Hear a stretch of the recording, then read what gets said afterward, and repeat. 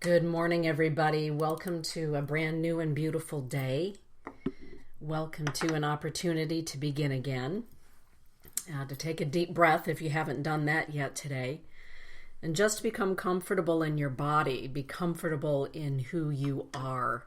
That's really the onus of the show today. It's about being comfortable in your body, being comfortable in your skin, being comfortable with who you are.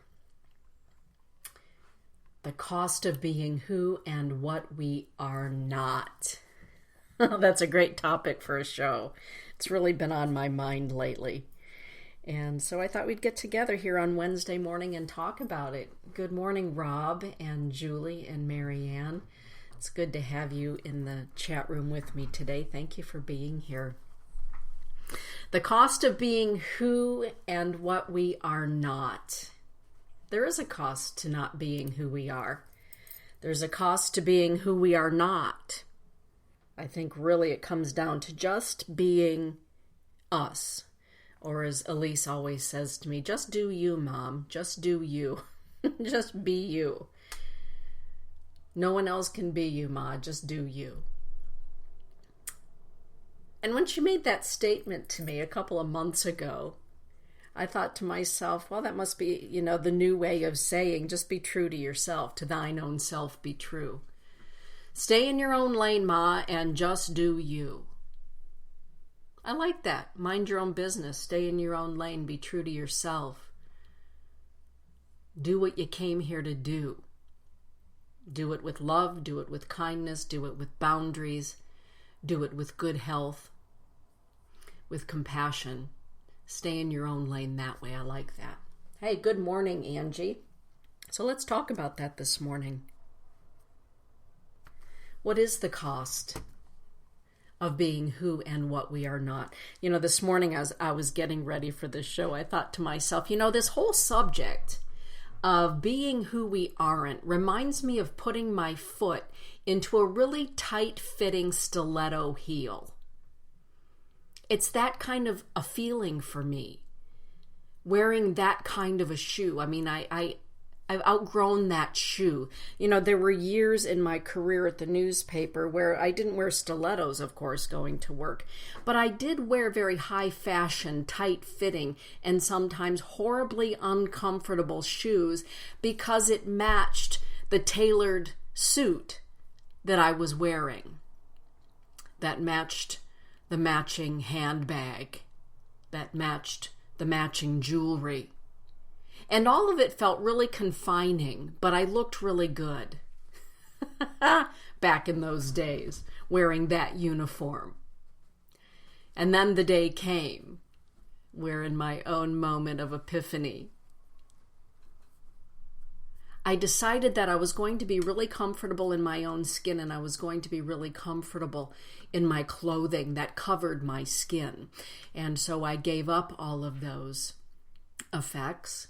Some people wear them really great. Like my friend Tara Rietberg, she can pull off a pair of stilettos like nobody I know, and they look great. She loves them. It's her doing her in her lane. She's got a collection of shoes, I think only matched by my friend Darlene and probably Kelly Spencer. There are no stiletto heels or high heels any longer in my closet, nor are there any more tailored suits. They did serve me at one time, and I was uncomfortable in them then. But I thought to myself this morning, this whole subject really is like the feeling of putting my foot back into one of those really tight-fitting high-heeled shoes, or God forbid, a pair of nylons, right? Oh, Lordy. Those days are gone too. The Stevie Nicks look and feel, for me, works a whole lot better these days. To thine own self and comfort be true. Hey, Kelly Spencer. Hey, Margaret. Good morning, sister. Good morning, Betty. I love you. I'm sending you a great big hug over the airwaves this morning, Betty. Lily, it's good to see you in the house. Sonia, Nikki. Nikki's saying, yep, you do you and I'll do me. There is a cost to not being who we are. And I think the cost sometimes is our self-esteem. I believe that the cost can also be our sense of self. You ever hear that phrase, she got lost in being something that she wasn't? I got lost in that. I got so lost in that I couldn't find myself anymore. What is it that we get lost in? Usually we get lost in other people's opinions, other people's fear, other people's thoughts about what's right and what's wrong. I'm pretty sure that we all, maybe not everybody, of course, on the planet, but I would say that most of us have a pretty good barometer of right and wrong and what it means to walk the good red road. I think that's kind of innate in all of us. Not every one of us, of course, but most of us. And I think it's a pretty good compass, that moral compass that comes with this human packaging. That is staying in our lane, walking in a good way. But isn't it amazing that when we are walking our good life, as Del Marie calls it, walking a good life, how the opinion or the influence of somebody else can throw us off and make us question ourselves and who we are and who we're becoming. Who are we becoming? Hopefully we're always becoming. We're moving forward, and that means that we are no longer tethered, hopefully, to what was.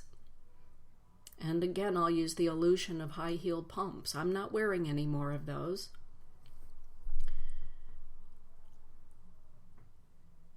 The cost of not being who we really are, I believe, it costs us our growth and our potential. Our potential to eke out every moment, experience of this life. Hiding in the shadow of what other people will think, or what they do think, or what their opinion of what we're doing is. Any of you ever experienced that all of a sudden you go left instead of right because somebody said, I'd like you more if you went right and not left? People would feel better about you if you went right and not left. How many of us have done that? I've done that. I've questioned myself. I don't really do that much anymore. You turn 40 and then you turn 50 and then you're heading up towards 60. And for some of us, the opinions of others actually becomes a non sequitur, not important. But for a while, and for some people in our lives, no matter how old we are, the opinion of another person can sting. It can cause us to go off course or to completely change course. Hey, good morning, Corey. Yes, not becoming is, unbecoming. Good morning, Margot. Good to see you in the house. Hey, Lady Hawk. Katie Battle. Yeah, last night I was on the phone with my cousin Corey for, probably an hour. We had the best conversation last night. Over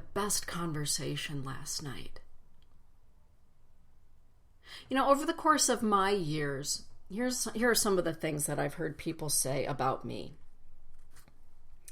Typically, they don't say it right to me, but, I have people in my life who feel it necessary to report back to me what others have said. And there are those people who have said it, right to my face, their opinions of me, and that's fine too. Everybody gets an opinion. I've been told that I'm too Christian. I'm not Christian enough. I'm too Catholic. I'm not Catholic enough. I'm too white. I'm not white enough. I'm too native. I'm not native enough. I'm too free-thinking. I'm not free-thinking enough. Right? I even had one lady say to me, geez, I was hoping you'd be a lot taller. I thought for sure you were going to be a lot taller when she met me. Well, I can change a whole lot of things about myself, but I can't change how tall I am. And again, I'm not wearing high heels or any form of high shoe to make myself taller any longer. People's opinions of, as a mother, I was too strict. I wasn't strict enough. I think I did pretty good. My kids are really good people now. They're grown adults and they're good people. Years ago, one of my aunties, who's a tribal elder, stated her opinion that I needed to get back in church and I needed to stay out of the sweat lodge. I needed to not be practicing the old way. Well, that went in one ear and straight out the other, right? Wind blew that right through my head. And what of just being who we are? And what of other people's opinions? Well, at some point, we all have to get to a place, I believe, where our own sense of self and self-love and appreciation of our path outweighs the opinion of another person. Denise, those books that you write, that whole mysticism thing, geez, aren't you worried people are going to think that you're really religious or you're walking in the darkness? Well, people are going to think what they're going to think. And there are times when people meet me and they say, gee, you're not at all what I thought. Other people's thoughts and thinking and opinions belong to them. And whether or not we take a deep dive into their opinion and we wear their opinion and allow it to alter us, well, that's our fault. That's our fault. I believe that we all came here with amazing gifts and talents. And they aren't always congruent with the people that we grew up with, family members. Why'd you pick that job? Gee, I was really hoping you would be. Right? Ever hear a parent say that to a kid? Or share that thought? I was really hoping they would be. How about just letting them be who they are? I remember one time Elise came up to me. She was a really young girl and she said, Mom, are you going to be disappointed in me if I don't go to college right out of high school? Are you going to be disappointed in me? And she was so concerned with that, her little Virgo self.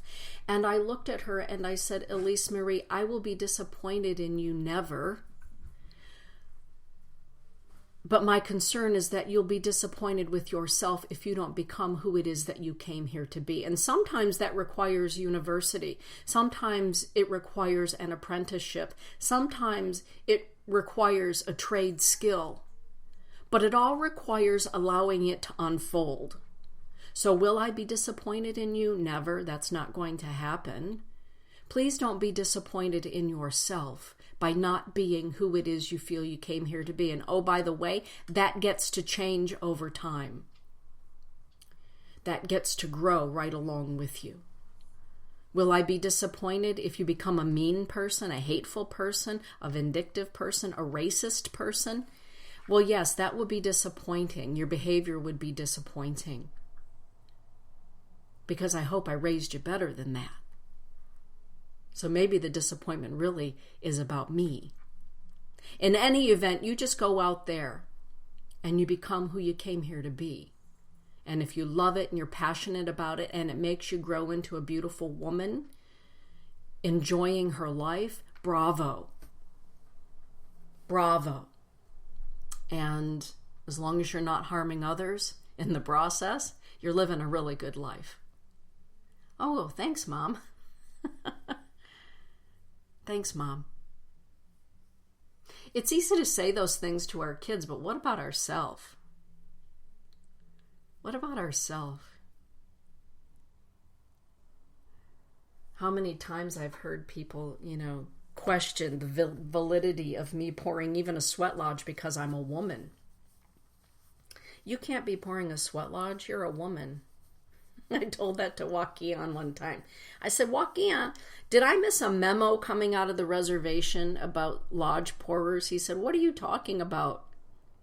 I said, well, there's this guy from southern Indiana down around Evansville who says I shouldn't be pouring sweat lodges because I'm a woman. I said, you're the one who gave me my hochoka, my altar, and taught me these ways. Did you make a new rule? And he started to laugh and he said, give me that man's name. I'm going to call him right now. Spirit picks who does these things. Tunkashilas, they choose who it is that's going to pour a lodge. And I heard that message that you're going to pour those lodges and you're going to keep these ways. I was listening to Creator. Give me his phone number. Well, I made a quick, phone call, and I said, oh, by the way, Joaquin would like to talk to this person. Well, of course, that man then, backed his bus way up to the other side of the country, I'm pretty sure. It was his opinion. It was his ignorance. It didn't stop me, clearly. Yeah, I've been called a white lady a million times, a white woman. I've been, called a whole lot of things. Over time, I think we all can come to this mantra where we say to ourselves, when I look in the mirror at night before I go to bed, I can at least look at myself and say, you know what, Dee? You did the best you could do with today. Leave it at that. You loved the best that you could.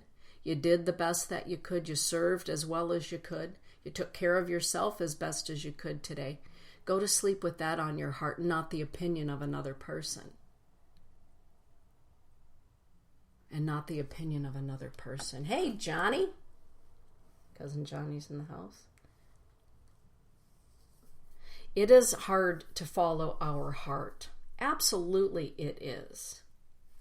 It can be very difficult to do that. A few months back, I had lunch with my spiritual director. She's a Dominican spiritual director. I met Charmaine 27 years ago when she became my Dominican director. And she's the one that, helped put me through the rigors of testing. And some people say, well, why did you need the testing of the church? Well, at that time in my life, I needed somebody somewhere to explain to me why it is that I can see people who have passed on, and why I can see angels, and why I can converse with all of them, and spirits that have never had a physical body, but still walk among us. And I needed somebody to clarify that for me. And at that time in my life, at 30, it would have been the Catholic Church. And honestly, Charmaine is one of the greatest blessings of the entirety of my life. I always say she saved my life. Just in those few words that I needed to hear at that time. According to the Catholic canon, you are a seer, you are a sensitive. You sense things that the average person does not. You see them, you smell them, you interact with them, you hear them. It is real, it is viable, it is different. And every day of your life, the darkness is going to chase you. It's going to be troublesome for you. You have choices to make. Well, I think that we all have choices to make with regard to darkness through gossip. But anyway, having that conversation some 20 years later with Charmaine a few months ago, she said, I've been watching you all of these years, watching your work unfold and your speaking engagements and what you're doing now at your School of Sacred Studies. I've been watching every move you've made. And my first question to you, Denise, is how many people in your life have you lost? How many family members have abandoned you? How many friends have gone by the wayside? And, that number is very, very high. But at the same time, I said to her, well, the numbers are extraordinary on that side of the table. My family is no longer. However, matched by that is the fact that my family of origin has found me. They accept me. Now, some of them, may raise their eyebrows at, wow, but as they say down south, she's kin, so we love her. Friends from long ago, Kelly Spencer, have shown up, come back, found, right? Once I was blind and now I see. Once I was lost and now I am found. So there's this wonderful way, absolutely, Katie, that when we follow our heart, it isn't easy because family is redefined. Family lost becomes family found. And family that once was all of a sudden is not family. What is your definition of that? One of my cousins down in Georgia said to me, Dana, one of the things that we've noticed watching your Facebook page is that your family is your friends. Your friends are your family. Yes. One of the things I love about Facebook is the ability to put photos up. At least for myself, like the ones I put up today of my sisters, Del Marie and Barbara, walking down to the Inipi. You know, my Hochoka is down in the Enchanted Forest, and Lily, my niece, took a beautiful photo of them walking arm in arm down to the Inipi for ceremony. Some of you were there that evening.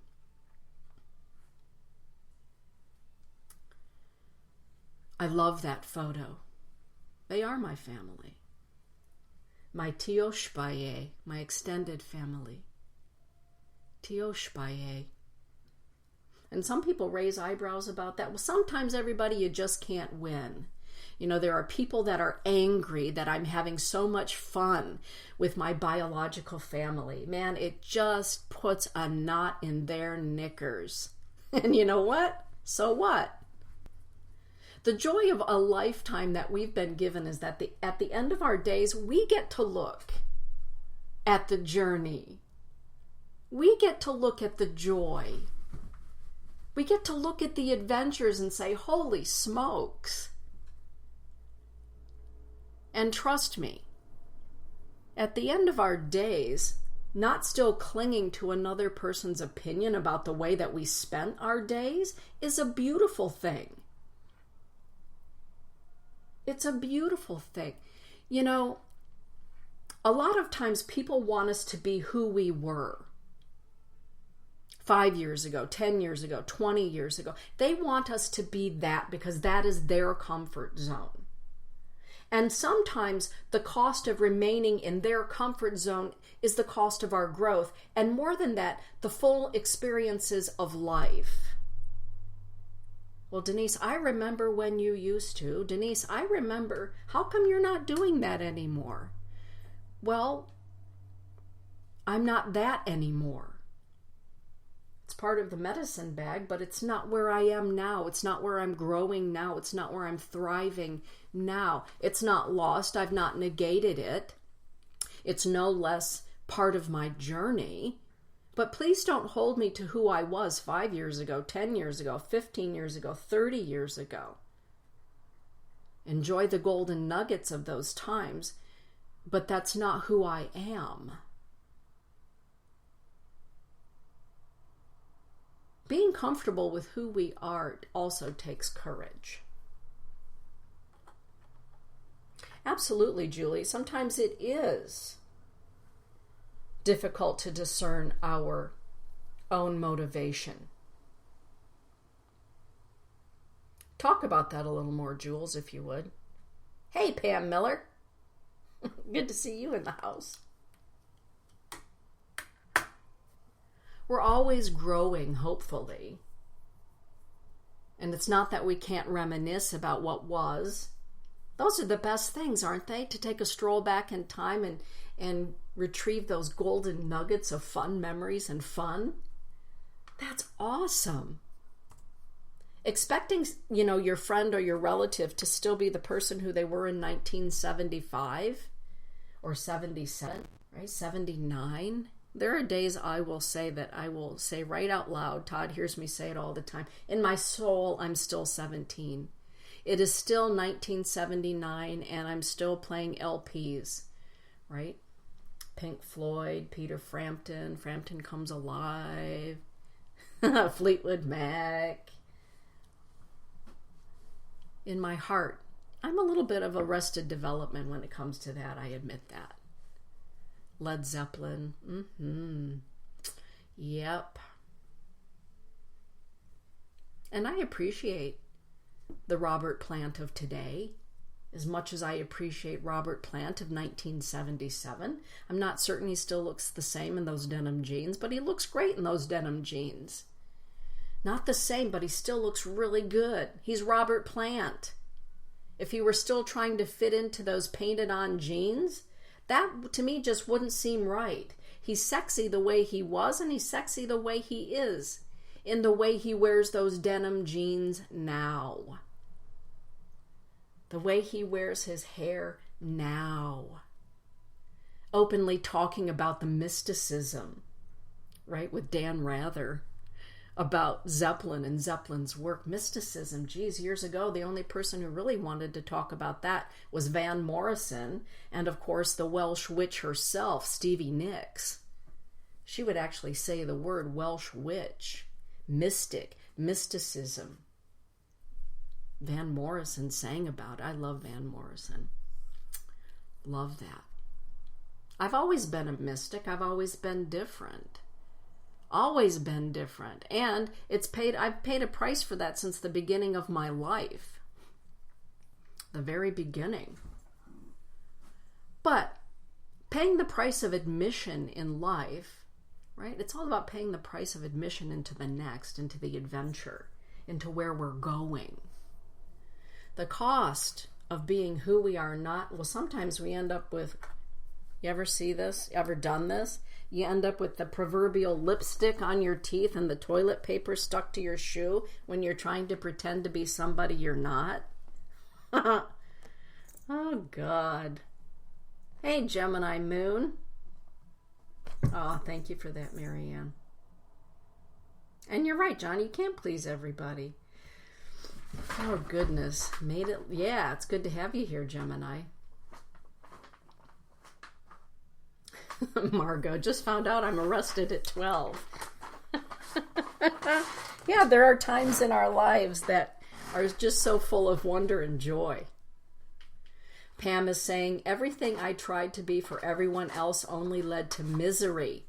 I've lost some people on the path I started 2 years ago. It's sad sometimes, but I will no longer be miserable for somebody else. Exactly. Exactly. Ever have a friend fall away from your life for whatever reason and you think, gee, and I remained stuck in that relationship. I pretended to be somebody I was not so that I could be with that person. Oh, that's a painful feeling. That right there is a painful feeling. Remember a few years back, I was asked to speak at the Grand Rapids Symphony on behalf of Gathering Thunder Foundation. The maestro, Mr. Lockington, and Betty Davis approached me at a Native American education program event, and David Lockington and Betty asked if I would speak at the next symphony performance at the Wege Center for Performing Arts there at the Grand Rapids Ballet. They wanted me to talk about He Sapa and He Sapa Oliwa, the sacred songs of the Black Hills. And the maestro asked me to speak to members of the symphony about what it is that they would be playing, the sacred songs. And as I do whenever I am asked to speak to something like that, I always call my chues, my older sisters. And I called Barb Dullknife and I said, hey, Chue, I'm being asked to speak about He Sapa and the sacred songs of He Sapa. And I want to make sure that what I'm saying is appropriate. And she said what she has always said for all of this time, that, forever. She always says the same thing, but I always feel better about checking in with her. And I don't think that's about not being who I am or somebody else's opinion. It's about honoring the wisdom of someone else. I don't think we're all know-it-all, be-it-alls. I'm not all that in a bag of chips. That I understand. So there are times when I will seek out clarity. Anyway, I had this conversation with Barb, and she said what she always says, Mitankala, which means little sister, younger sister. Speak from your heart. You know about the sacred songs. We sing them in the Inipi. You sing them in your Inipi. You've been to the Black Hills. You know He Sapa. You've been there. You know about this. Speak from your heart, not from your brain. Speak from your heart. and you'll be fine.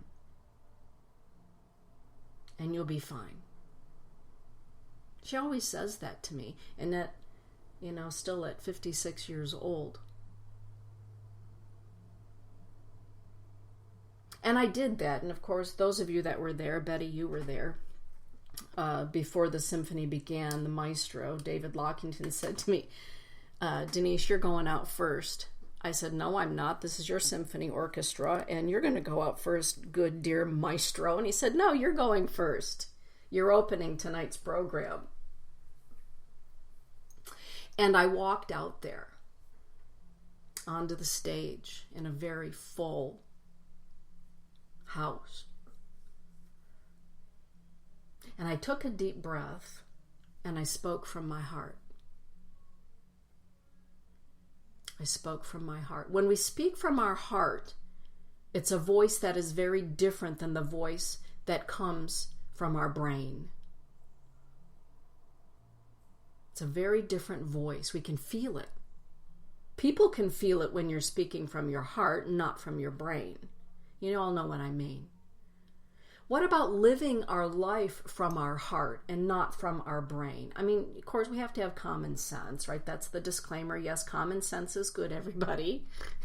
But what if we live a heart-led life with good boundaries and being smart about it, but from our heart, from our soul?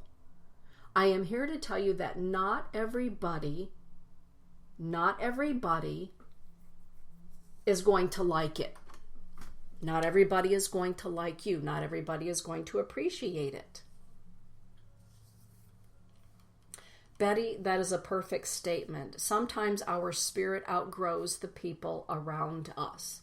Yes, and sometimes spirit helps to part the ways of people that are no longer helping with our growth, hindering our growth. Absolutely. When we live from our heart, the opinions or the fears, usually fear is like the biggest instigator of problems, other people's fears. Well, if she doesn't go to church every Sunday and she's sitting in a sweat lodge on her property, what's going to happen to her soul at the end of time, right? People think about those things. Well, can't you do both? You can do one, you can do the other. I mean, my whole thought about the Creator is different than a lot of people. Creator loves us, period. Whether my butt is sitting in a sweat lodge, or my butt is sitting in a pew, or it's, in a synagogue, or it's out sitting on a park bench having a great conversation. That statement in and of itself will make people go screaming in the other direction from me. And I'm okay with that. I'm okay with that. Trust me, the people who come to me in spirit, who visit me from spirit, are not all Catholics who went to every Sunday Mass and every holy day of obligation. I had that epiphany when I was a teenager. Hey, wait a minute. How come the people that visit me are also Lutheran and they're Jewish and they're not any of the above, but they're still coming to me and they're still in a good place? Hold up a minute, right? But that statement alone will send people screaming in the other direction. It's their fear, it's not my fear. You can do both. You can do one, you can follow the path of your heart. Follow the path of your heart. People aren't always going to appreciate it. Let me take a look at what's going on here. Gemini moon. Hey, Lady Hawk. For me, as I'm being my authentic self, things are just melting away. Right, Denise, programming from the collective. Yeah, programming from the collective. And of course, I've been on the reservation and poured sweat lodges and been told by people who live there on the reservation they can't come into my NEP because they're Episcopalian and I honor that too. When we stay in our own lane, it's appropriate that we also honor those that are in their own lane. Right? Our lane isn't the only lane. It isn't the best lane. It's the best lane for us. But it's also good to honor those in their lane. Hey, look at them over there in their lane. I was fortunate to grow up with a dad who said, go check out the lane over there. If you want to know about it, don't judge it from over here. Go over there and look at the lane. Talk to the people in that lane. Get to know that lane. That way everybody in that lane will get to know you in your lane a little bit better. Isn't that great? It should be reciprocal. It should be reciprocal. I've always learned that the people and the circumstances and the adventures in your life come to us always at the right time. They leave us always at the right time. And everything unfolds in the perfect timing that the Great Spirit, the Great Mystery, has set for all of us. Now that my birth family has found me, and I'm exploring and finding more of them, people have asked me, do you regret the fact that you didn't meet them? Well, I can't go back and regret that I wasn't able to meet them 20 or 30 years ago. I can be appreciative of what's unfolding now. Being present, being here, being in the now. Owning who you are can be difficult. I often talk about being in Sudbury, Ontario, Canada years ago, and a lovely French woman looked at me and she said, with not a very nice look on her face or tone in her voice, when she looked at me and she said, "You look like you're an American Indian." I said, "Oh." And she said, "And are you black?" I said, "I am American Indian. I am black. I am white. I'm all of that." "Yes." "How did you know that?" I looked at her and she said, "I could feel it, I could sense it, and I can see it." I said, "Well, if that's upsetting to you, if who I am is upsetting to you, you don't need to come to my workshops this weekend, right? But I'm not going to be who I'm not, and I'm not going to deny who I am. I am not going to deny who I am." Here's a great question that came up, everybody. Somebody, one of my beautiful clients and students encountered somebody who said, when you open up the doorway to spirit and the light, you're also opening up the doorway to darkness. You ever hear that? That's a great way, right, to frighten people away from their spiritual path, the burgeoning of their mystical self. That statement right there. So anyway, this beautiful young woman, she said to me, "How would you answer that?"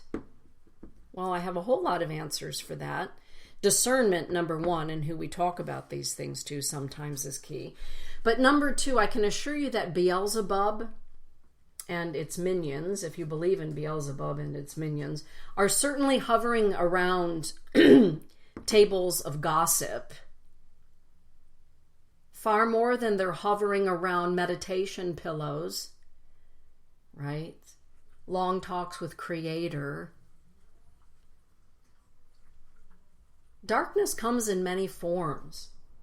So if you're not feeling comfortable in your mystical self because people are fearing that the darkness is lurking, listen, everybody, the darkness is lurking everywhere. It is in gossip. It is in malfeasance of all sorts.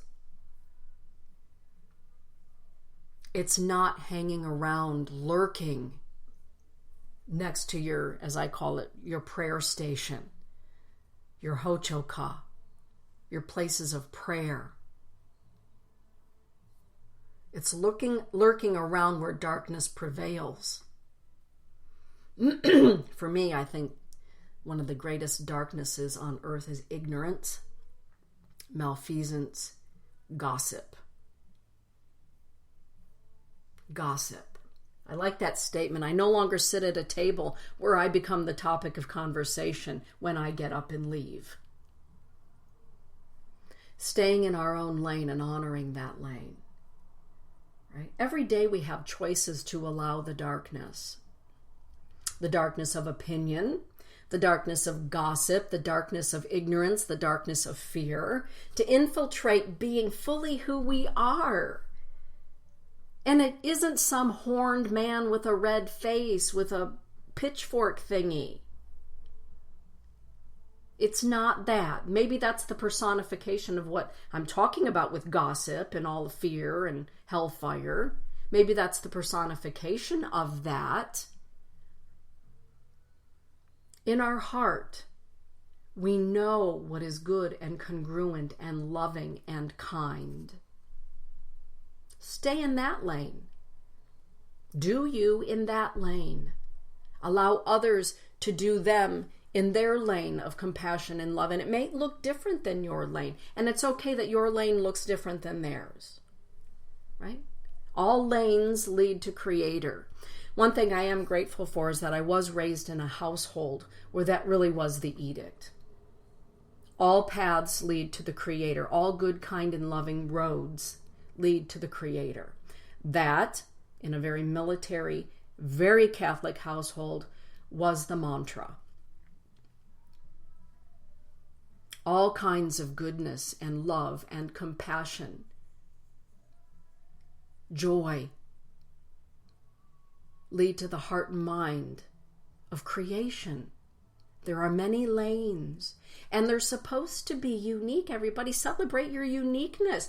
Don't be who you're not. You know, my friend Darlene always says, don't say what you don't know, and don't be who you're not. You're going to embarrass yourself. Ever done that? Don't say what you don't know. Boy, there's an opportunity to embarrass yourself, and don't be who you're not. You're going to embarrass yourself. And at the very least, you're not going to feel comfortable.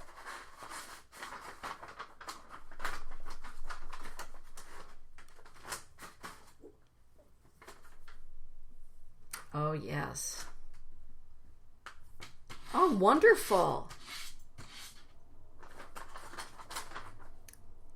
That's wonderful. Margot is saying, my church required us to go to other churches, other lanes. I loved that. That's fantastic. Yes. And Pam says, it's hard for me when people melt away. Something in the inner child of me freaks out about the abandonment. Oh, yes. Pam, that is so valid. That is so right. Oftentimes the opinion of others, or when another person says, you know, you're not for me anymore. This path that you're on, it's usually our inner child. It's the little one that says, why don't you love me? Why am I not good enough? Absolutely. We have to become friends with that inner child. As grown men and grown women, taking an opportunity to converse with that 3-year-old, that 4-year-old, that 6-year-old, and to let that little child know that we're now an adult and we're in charge of taking care of them. Oh, that's empowering. Geez, a little while ago I was doing a workshop with Terry Ruel, and it's about spiritual growth, how we grow as spiritual beings. And of course, she is a psychotherapist, and she had us all spend time with our inner child. And I remember the liberating feeling when she took us on a wonderful journey to have a conversation with our 3-year-old self, to put our arm around that child and to say that to that child, I am now a grown woman, you are safe. I love you. I love you. You are safe. I will care for you from here on out. You are mine and I am yours. That was life-changing. Life-changing. No longer the 3-year-old girl wondering whose doorstep I was going to end up on at any given moment. Literally. Who was going to feed me, clean me. The conversation, the internal conversation between me as my adult self and the conversation of a 2-year-old and a 3-year-old who literally never knew from day to day for sure if she was going to be fed, if she was going to be cleaned, was liberating. When we have those moments, it's good to say, wait a minute. Who's feeling abandoned here? The 56-year-old woman or the 3-year-old child who was abandoned? Or the 6-year-old or the 17-year-old that remembers when, the cool kids in high school wanted no part of you. It's amazing the triggers. Pam, that is such a great observation. Yes, yes, yes, yes.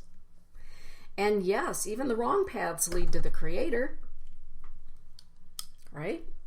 All paths lead home. Do we choose to go down the black and blue road or the good red road or the yellow brick road? Right? Oh my, it's a great conversation. That's a great conversation in and of itself. But the moral of the story for today is celebrate who you are. Celebrate the people who are in your life, that are in your life because they love you. They care for you. No matter what. Last night, Corey and I were talking about this very thing. It's a great conversation.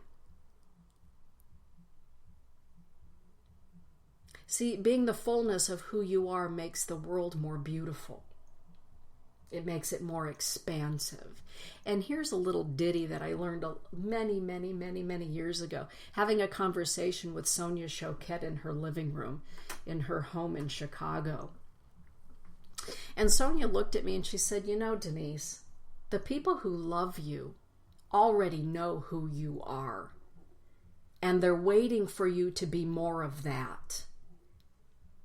And the people who love you for who they think you are or who they want you to be probably aren't going to always be in your life, and that's okay. But always remember that the people who really love you already know who you are and are waiting for you to be more of that. And they're celebrating that. With that, everybody, let that be the word of the day. Be more of that. Have a beautiful day, everybody. Get out there and shine your light as only you can shine it. Blessings be.